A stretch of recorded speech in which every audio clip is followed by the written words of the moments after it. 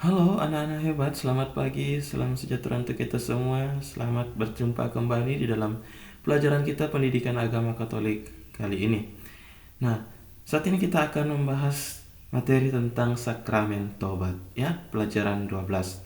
Oke anak-anakku, namun sebelum kita lanjut lebih jauh, mari kita satu dalam doa, kita mohon penyertaan Tuhan.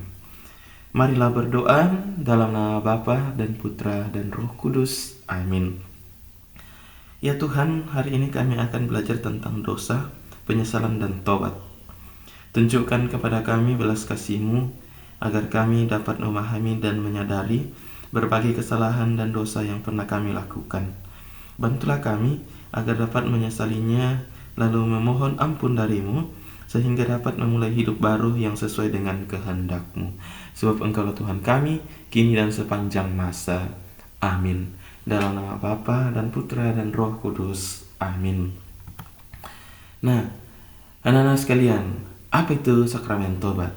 Nah, sakramen tobat atau sering disebut sebagai sakramen pengakuan dosa, itu adalah tanda Allah menerima kembali anaknya setelah ia mengaku dosa-dosanya dan bersedia untuk berbuat baik lagi. Artinya, siapa anak-anaknya itu? Artinya kita adalah anak-anaknya. Kita menyadari bahwa kita sudah berdosa. Lalu ketika kita berdosa, maka rahmat yang pernah kita terima dalam sakramen baptis, yaitu diangkat menjadi anak Allah, akan rusak. Nah, untuk itu, untuk memperbaiki hubungan kita dengan Allah sebagai anaknya, kita perlu menerima yang namanya sakramen tobat, ya, sehingga hubungan kita dengan Allah kembali baik, seperti itu. Nah, lalu apakah dosa itu? Ya, mungkin seringkali kita mendengar apa itu dosa. Nah, dosa adalah kesalahan yang sengaja dilakukan untuk kesenangan atau kepentingan diri sendiri, ya. Nah, sehingga merusak hubungan dengan orang lain. Termaksud lebih parahnya ini hubungan kita dengan Allah sendiri yang menjadi rusak. Nah, anak-anak sekalian, ketika kita menerima sakramen tobat, ya, maka rahmat-rahmat yang akan kita peroleh itu adalah yang pertama, setelah menerima pengampunan dosa, kita kembali suci dan kembali ke pangkuan Allah Bapa. Lalu yang kedua, dalam menunjukkan kehidupan sehari-hari, hendaknya kita menjauhkan diri dari segala kemungkinan yang membuat kita jatuh dalam dosa lagi. Ya, artinya kita menerima penguatan. Lalu selanjutnya, selalu berusaha menjadi lebih baik dalam pikir, bersikap, bertutur kata, dan perbuatan. Ya, jadi ada 3 rahmat yang kita terima yang senantiasa menguatkan kita menghindari dosa dan menjauhi dosa. Oke? Nah, bertobat anak-anak itu berarti bahwa kita membangun niat untuk kembali ke jalan yang benar sesuai dengan kehendak Tuhan, ya. Nah, dengan cara mengakui dan memohon ampun atas dosa-dosa kita, itu yang namanya bertobat, oke? Nah, oleh karena itu dalam pengakuan dosa ada 5 tahap penting yang harus kita alami, ya. Yang pertama, kita harus menyadari dan mengakui dosa-dosanya kita. Lalu berikutnya berniat untuk tidak berbuat dosa lagi, ya. Selanjutnya kita harus memohon ampun dengan tulus hati, dan yang terakhir bersedia hidup dengan cara yang baru. Jadi ini 5 tahapan besar saat kita ingin menerima sakramen tobat. Oke, anak-anak sekalian. Nah, adapun tata cara pengakuan atau penerimaan sakramen tobat, ya. Yang pertama, orang Katolik itu harus mengakui dosa di kamar pengakuan atau tempat yang telah disediakan, ya. Nah, di sana sudah ada pastor atau imam yang menunggu kita. Lalu caranya adalah ketika kita masuk, nah kita berlutut di hadapan imam. Maka imam akan memberikan berkat dan pengantar singkat. Lalu kita membuat tanda salib sebagai pembuka pertobatan kita. Nah, lalu selanjutnya kita akan mengatakan hal seperti ini. Bapak, terakhir kali saya menerima sakramen tobat pada kapan? Artinya kita mengakui bahwa terakhir kali kita menerima sakramen tobat itu kapan?